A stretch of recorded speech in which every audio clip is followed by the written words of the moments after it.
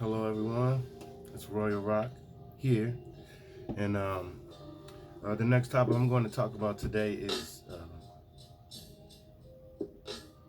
aerial perspective. Uh, Imagine or think back, the things that you went through in your life, and you know, in order to get some healing from that, uh, it's going to take a lot of life-changing things. But first, it's going to take a more broader perspective. Uh, and you're gonna have to look at it from a view as if you were the observer. Um, you gotta. This is a good way to look at your life, and you can help turn it around. And you can reprogram that. Okay. Um, some people they go to therapists. Some people they take uh, medications for it. Uh, but if you don't want to do any of that, this is a good way to reprogram your mind from the things that you've been through, you know. And when you get this aerial perspective, it helps you move away from it. So imagine, think as if if you were a drone, and um, you're moving this drone, and this drone is going up, and it's leaving your backyard, and it's going high up to the sky.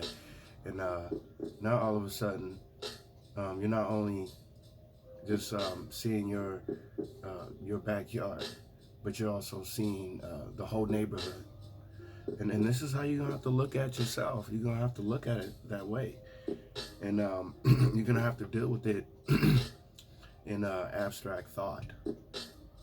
So it's gonna take looking at various different ways, not just one way, but various ways, for you to be able to pinpoint those things and pluck them out. And when you go through this process, you gotta not be emotional. You're gonna have to put all the emotions to the side, and you're gonna have to really look at it from a real view, and don't get emotional over these things.